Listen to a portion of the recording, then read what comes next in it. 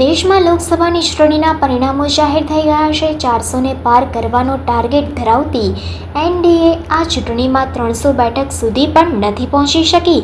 ખાસ કરીને ઉત્તર પ્રદેશમાં ભાજપને મોટો ઝટકો લાગ્યો છે। એવામાં ઉત્તર પ્રદેશના આગ્રામાં રહેતા રાષ્ટ્રીય હિન્દુ પરિષદના પ્રમુખ ગોવિંદ પરાશરે ભાજપને 400 બેઠક ન મળતા પોતાના ઘરમાં ટીવી તોડી નાખ્યું। તેનો વિડીયો સોશિયલ મીડિયા પર વાયરલ થઈ રહ્યો છે। ભાજપને 400 બેઠકો ન મળતા રાષ્ટ્રીય હિન્દુ પરિષદના પ્રમુખ ગોવિંદ પરાશરે એક ટીવી તોડી નાખ્યું હતું। આ પછી તેને આગ લગાડી હતી।